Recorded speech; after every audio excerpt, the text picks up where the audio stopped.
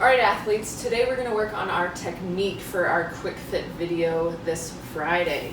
So you're going to need just something like a PVC pipe or maybe a broomstick, mop, some sort of stick. So today we're going to work on our split jerk technique. So this is just some drill work so that when we can get back into the box and have a barbell or add some weight, that we'll have honed in on our technique already. So to first start, we want to make sure that for our split jerk, we know which leg is our dominant leg or which leg should be going forward and which leg should be going back. If you don't already know which leg you typically use, or you're wondering maybe, am I using the right leg? We can just practice some of those split jerk drills and see what feels more comfortable between our left leg or our right leg leading. Or there's some drills, it's a little bit easier with a partner, but basically you want to know which leg would normally go forward if you were falling. So one way we can think about that is either have somebody, we lean into them, and if I was falling, which leg is going to go forward first?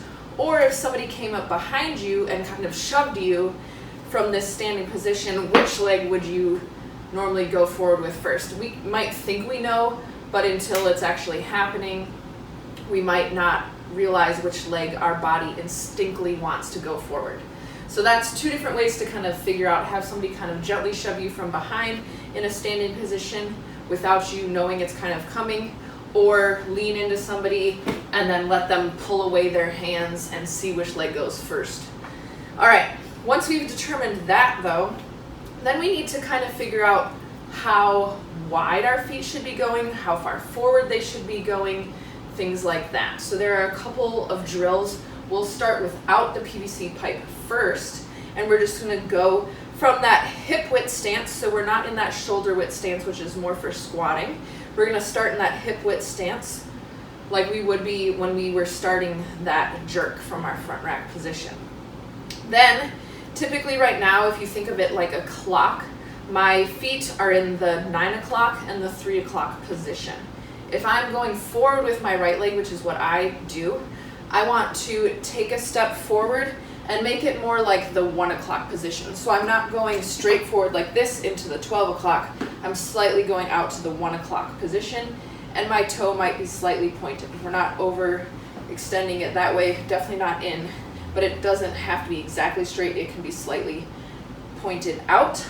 And then I haven't moved this leg yet, but I'm going to move it back and more into the 7 o'clock position with a knee bend here. And notice that my back foot, my heel is not down, and I'm not landing like this.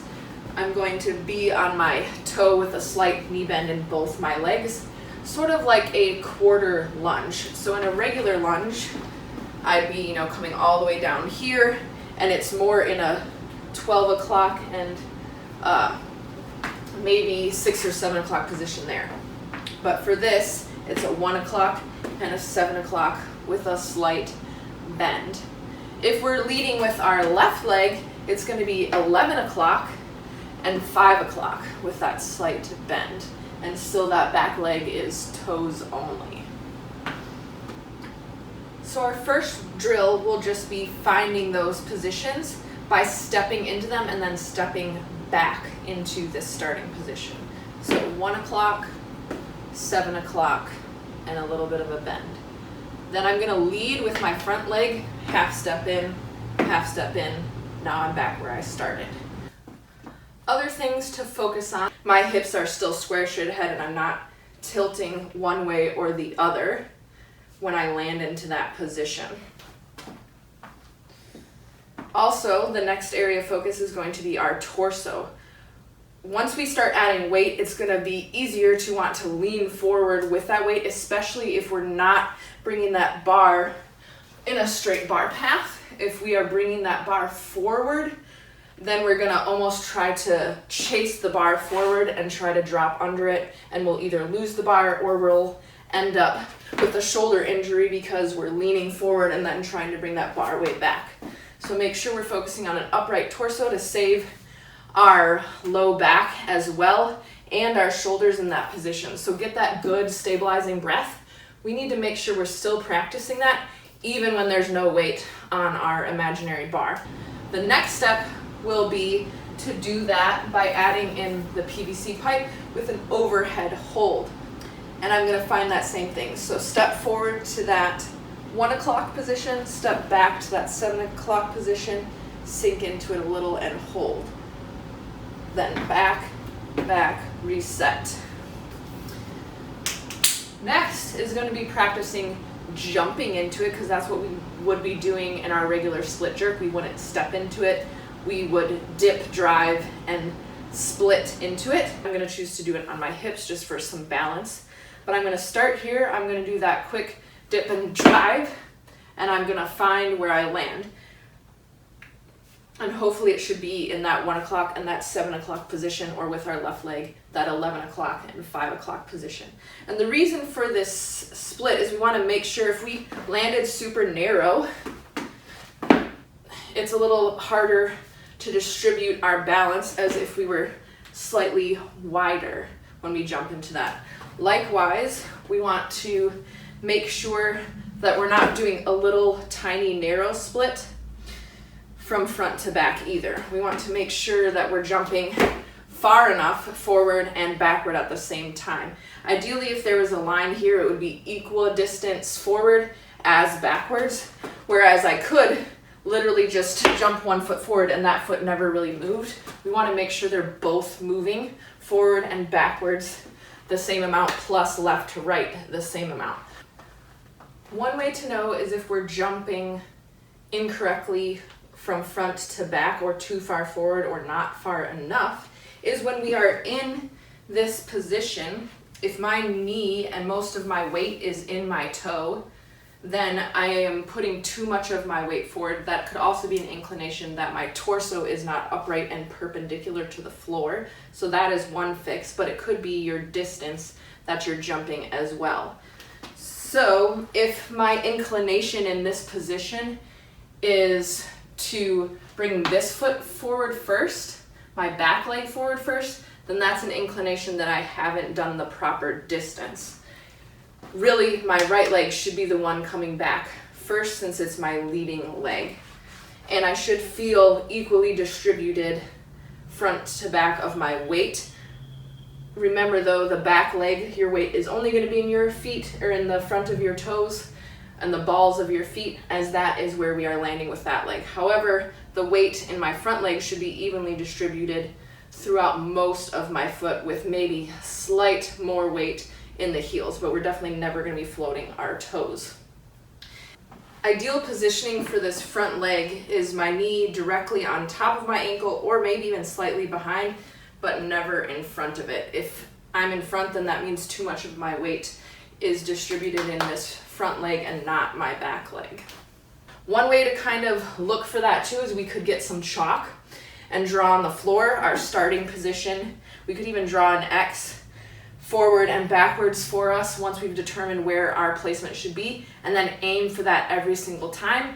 But eventually we don't want that visual crutch for us anymore, and we want to be able to just find it every single time. But that's a good way for drill practicing, to make sure we're finding it consistently, then take away that visual reminder, and hopefully we're still finding it every single time. But so again, we're gonna do a few drills with that dip, drive, extend, and split. And make sure we're landing that. We shouldn't be landing and then sinking into it. That's what we were doing with the stepping version. But for this version, we want to be aggressive and land in that already quarter squat or quarter lunge position. Now we need to add in the PVC pipe. So holding that position overhead and still being able to find that. So still that dip and drive, stick it, land it, step, step, reset, step, step, reset. I would suggest doing about at least 5 reps with each of these progressions. So starting 5 times, finding that position, stepping it back in, adding in the overhead 5 times, then 5 times with the jumping version, 5 times with the overhead jumping version. The next step is going to be to find it actually in our back rack position and then do the same thing. We're doing that dip and drive, but this time we're actually driving that PVC pipe overhead while dropping under the bar in that split lunge position.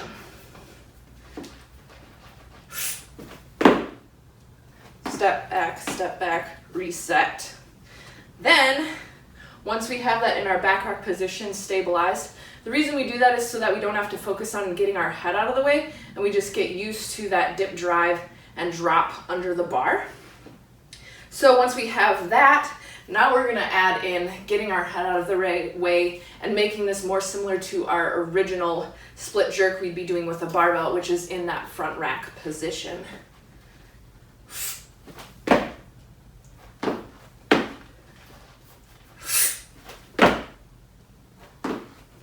So making sure that we're getting that head out of the way so that we have that more straight bar path and we're not going around our face, but still making sure that when we land that we're in line over our shoulders and our head is pushed through.